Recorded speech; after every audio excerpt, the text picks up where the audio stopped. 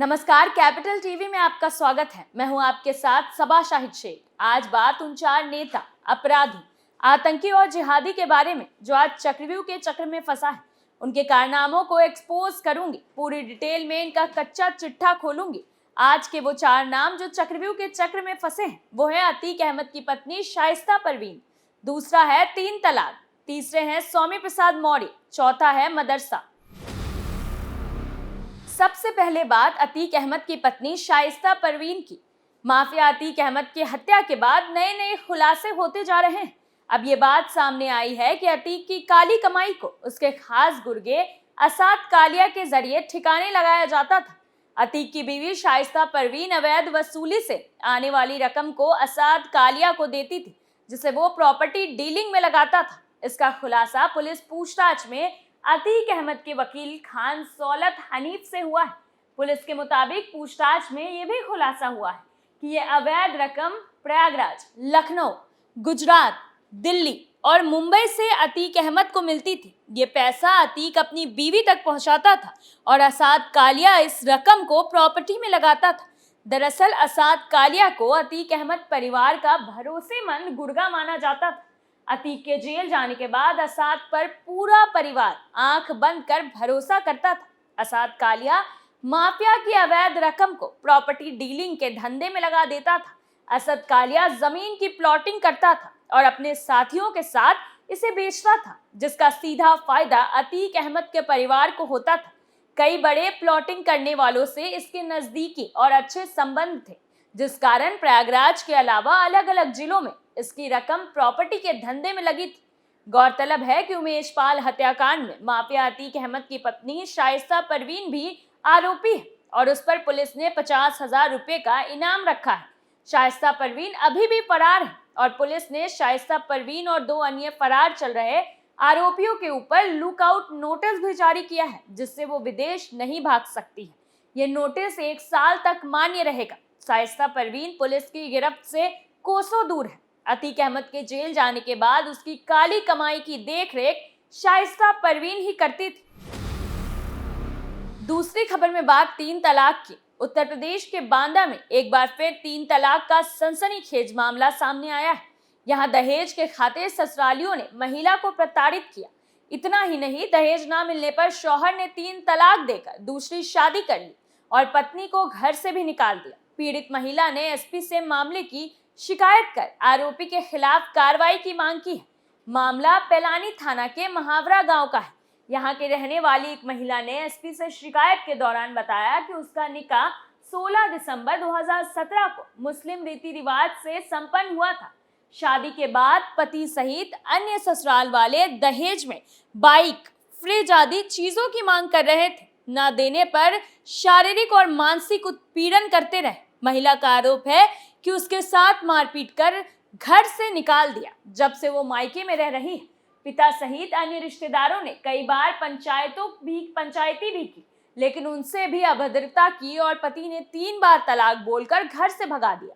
पत्नी का आरोप है कि शौहर ने तलाक देने के बाद फतेहपुर की एक युवती के साथ निकाह कर लिया है। पीड़ित महिला ने एसपी से लिखित शिकायत कर ससुरालियों के खिलाफ कड़ी कार्रवाई की मांग की है। फिलहाल एसपी अभिनंदन के आदेश पर थाना पैलानी में पति सहित 6 ससुरालियों के खिलाफ दहेज अधिनियम, षड्यंत्र रचने सहित मुस्लिम विवाहों के संरक्षण अधिनियम की धाराओं में एफआईआर दर्ज की गई है। थाना प्रभारी मामले की जांच में जुटे हैं।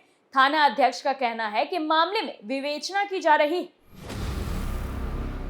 तीसरी खबर में बात स्वामी प्रसाद मौर्य की। समाजवादी पार्टी के नेता स्वामी प्रसाद मौर्य ने इससे पहले रामचरितमानस की कुछ चौपाइयों पर सवाल उठाए थे। उन्होंने कहा था कि उन चौपाइयों में आपत्तिजनक अंश है, जिसमें महिलाओं, आदिवासियों, दलितों और पिछड़ों को सामाजिक धार्मिक स्तर पर अपमानित होना पड़ता है। स्वामी प्रसाद मौर्य ने रामराज को लेकर विवादित ट्वीट किया है। रामराज को आरक्षण से जोड़ते हुए उन्होंने लिखा कि राम राज्य धोखा है, रामराज हटाओ, आरक्षण बचाओ। उन्होंने कहा कि भारतीय जनता पार्टी रामराज का ढोल पीटती है। जब से बीजेपी रामराज की रट लगाए है, तब से अनुसूचित जाति, अनुसूचित जनजाति और पिछड़ों का आरक्षण लगातार घटता जा रहा है। ग्राम विकास अधिकारियों के पदों पर भर्ती निकली, उसमें भी आरक्षण पहले से ही साफ कर दिया गया। गोरखपुर विश्वविद्यालय में प्रोफेसर के पदों पर भर्ती में सारे आरक्षित वर्ग के अभ्यर्थी 6 पदों पर ही समेट दिए गए। अगर ऐसे ही आरक्षण लागू करना है तो ऐसा राम राज्य हमें नहीं चाहिए। उन्होंने कहा, संविधान की कसम खाने वाले लोग संवैधानिक पदों पर बैठकर संविधान की मर्यादा को तार-तार करेंगे, संविधान का ही गला घोटेंगे तो लोकतांत्रिक व्यवस्था खत्म हो जाएगी। रामराज में शंभुक का गला घोटा गया था, सीता की अग्नि परीक्षा हुई थी। वही हालात आज इस देश के दबे कुचले पीड़ित शोषित समाज के भी हैं। वहीं सपा नेता डिप्टी सीएम केशव प्रसाद मौर्य के ट्वीट पर कहा, वो अपने बड़बोलेपन के लिए मशहूर है।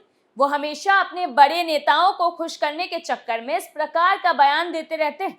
उनके बयानों को मैं बहुत गंभीरता से नहीं लेता, ये उनकी आदत सी बन गई है। वहीं स्वामी प्रसाद मौर्य ने हाल के कई दिनों से मानस को लेकर टिप्पणी करने से सुर्खियों में रहे।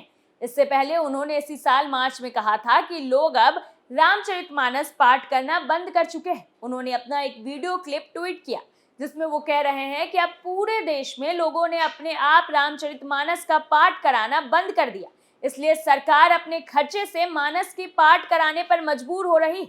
जो ऐसा कर रहे हैं वो देश की महिलाओं, आदिवासियों, दलितों और पिछड़ों को अपमानित करने की साजिश कर रहे हैं। चौथी खबर में बात मदरसे की। महाराष्ट्र पुलिस ने कोल्हापुर शहर में 63 नाबालिग मुस्लिम लड़कों को ले जा रहे एक ट्रक को रोककर पकड़ लिया। इन मुस्लिम लड़कों की उम्र 7 से 13 साल के बीच है। ये सारे बच्चे बिहार, उत्तर प्रदेश और पश्चिम बंगाल के हैं। इन्हें बिहार से ट्रेन के जरिए शहर लाया गया था। जानकारी के अनुसार इन लड़कों को तालीम के लिए कोल्हापुर जिले के अजरा के एक मदरसे में भेजा जा रहा था। ये घटना तब सामने आई जब एक हिंदू संगठन के सदस्य विजेंद्र मान ने शहर के रुईकर कॉलोनी में ट्रक को देखकर संदेह जताया। ट्रक ड्राइवर से पूछने पर वो मौके से फरार हो गया। इसके बाद माने का शक और गहरा गया। विजेंद्र माने ने पुलिस और हिंदू संगठनों के अन्य सदस्यों को मौके पर बुलाया। हिंदू संगठन के लोगों ने इस मामले में पुलिस से कड़ी कार्रवाई की मांग की। पुलिस ने बच्चों को हिरासत में लिया और कुछ अज्ञात व्यक्तियों के उन्हें सौंपे गए ट्रेन टिकटों की जांच की। पूछताछ के दौरान नाबालिग लड़कों ने खुलासा किया कि उनमें से कुछ बिहार से, कुछ उत्तर प्रदेश से और कुछ पश्चिम बंगाल से हैं। हिंदूवादी संगठनों ने इस घटना को लेकर कई सवाल उठाए। उन्होंने कई प्रासंगिक सवाल पूछे। ये बच्चे कौन हैं? कोल्हापुर क्यों आए थे? क्या उन्हें मजबूर किया गया था? ट्रक में क्यों ले जाया जा रहा था? संगठनों ने बच्चों की सुरक्षा को लेकर भी चिंता व्यक्त की। ट्रक को रोकने में पुलिस की मदद करने वाले हिंदू संगठन के सदस्यों में विजेंद्र माने, विजय खारे, विवेक बोरा, नितिन मिसाल, अनिकेत पाटिल, अनिकेत मोदकी, सुनील पाटिल, प्रसाद पटोले, अमेय भालकर, बजरंग दल के बांदा सालंखे, प्रशांत कागले, अनिल चुगलू, सुजीत पाटिल और अवधूत भाटे प्रमुख। बीजेपी से जुड़े विजेंद्र माने ने कहा कि छात्रों के पास कोई पहचान पत्र या दस्तावेज नहीं थे। विजेंद्र माने ने कहा कि मैंने ट्रक को रोककर कॉलोनी में देखा क्योंकि ये महाराजा होटल नाम के एक होटल के सामने खड़ा था।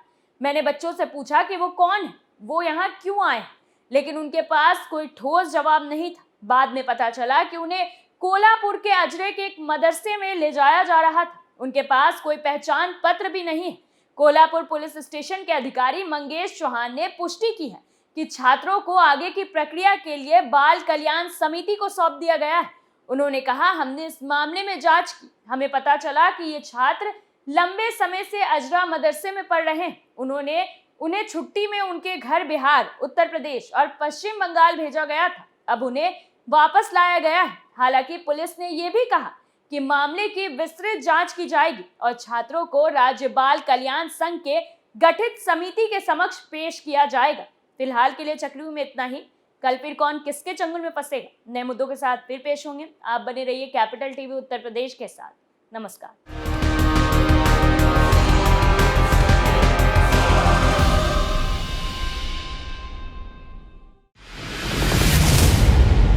मैं राजनीति करता नहीं, पर राजनीति को बहुत गहरे तक समझता हूं। मैं लोगों के बीच रहता हूं, लोगों के मन को अच्छे से जानता हूं।